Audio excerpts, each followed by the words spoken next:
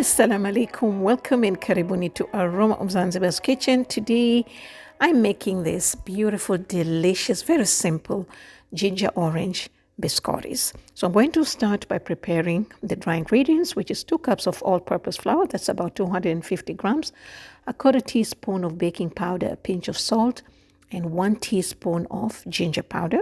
So we're just going to sift this together.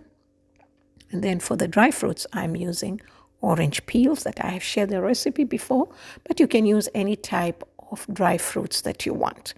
All right? They look like this, so I just chop them. Now for the wet ingredients, I'm using 2 eggs and 1 egg yolk. Please make sure that the eggs are in room temperature. And the sugar is 3/4 of a cup. That's 170 grams. Okay? So basically, you just want to beat this until all the sugar is dissolved. That's very simple. And then for the flavoring, I have used almond extract, but you can always use vanilla or you can mix both and squeeze in a little bit of orange juice and of course some orange zest, okay, because I'm making orange biscottis, okay. Now this is a traditional, non-traditional recipe. The traditional part of this recipe is that the base does not have any fat, because most of the recipes nowadays do have butter and some of them have oil, and I have also used them. They just make your biscottis a little bit softer. And the non-traditional part is the traditional Italian biscottis have almonds. And I'm not using almonds. Of course, there are a lot of variations nowadays. All right, I wanted to try the orange, and it really turned out beautiful. I have also made cranberry and pistachio and also pumpkin and walnuts. When I get a chance, I will share with you all those recipes. I've already recorded them. It's just a matter of editing the videos. All right. So now the dough for the biscottis is very sticky. Mine is a little bit dry. You know, the flour sometimes is dense. Some flours are dense, some flours are light. So if your dough is stickier than mine, it is okay. It is fine. That's how it's supposed to be. All right. And this is half the recipe that I normally use because I wanted to make a lot of flavor, so I didn't use a full recipe. It's half of it. And now I'm just going to place this in my tray, and I'm going to make a log. I've got my parchment paper ready.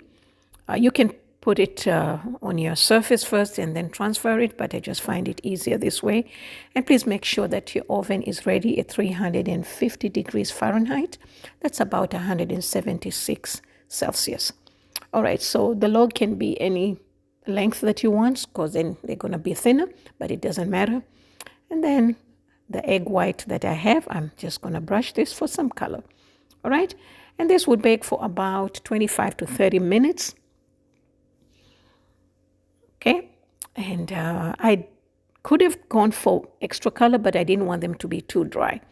All right, and then you're going to let them cool for a while, not completely cool. They're still warm to touch.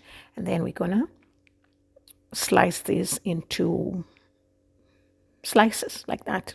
They can be thin, they can be thick, however you want them. My chocolate ones are very thin, but these ones, I like them thick. So it doesn't matter, however you like it. And then we are going to bake them again, the same temperature. Now, biscotti, the meaning of biscotti is twice baked. So once we've got them like this, I put them back in the tray, and then I just flip them on this side. And then we are going to bake them again on the same temperature for 15 minutes. All right? These are perfect for holidays, perfect for any time of the year. You know, they are supposed to be not too dry. They are not too hard, but they are enough and good. They hold the shape when you dip them in your coffee or tea or milk. All right, so now after 15 minutes, these are done. I've got color on one side. If you want them to have color on both sides, you can always put them back in the oven for another 10 minutes or so. But I'm okay with this. So once they've cooled, you can serve them warm, actually. They're much better. And these, put them in a tight container. They can last for about 2 weeks, if they would last that long. And then I just dust some powdered sugar. Very simple.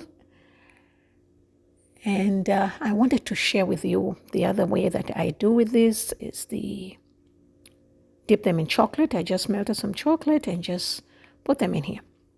Very simple, perfect for tea, coffee, milk, evening, morning. You know, my kids took them for school, for breakfast.